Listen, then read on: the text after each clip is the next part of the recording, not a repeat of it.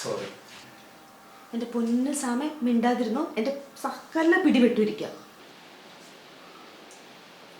ഇനി നീ എന്താ എന്നെ മനസ്സിലാക്കാത്തത്? ജിയ, കാര്യം എന്റെ പേരിൽ തെറ്റുണ്ട് ഇല്ലെന്ന് ഞാൻ പറയുന്നില്ല. പക്ഷെ നീ ആദ്യം എന്നൊന്ന് മനസ്സിലാക്ക്.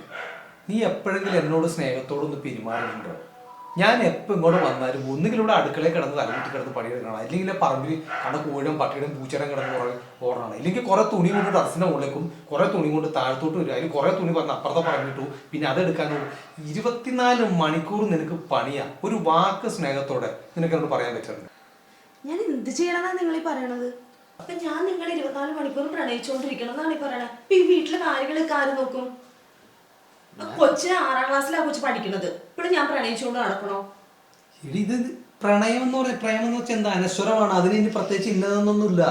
എത്രയോ ഭാര്യ ഭർത്താക്കന്മാരാണ് ഇങ്ങനെ പ്രേമിക്കുന്നത്, സ്നേഹിക്കുന്നത്. ഭാര്യ ഭർത്താക്കന്മാരെ പ്രണയിക്കുന്നതുകൊണ്ട് കുറ്റമൊന്നുമില്ല. വല്ലോന്റെ ഭാര്യനെ പോയി പ്രണയിക്കരുത്.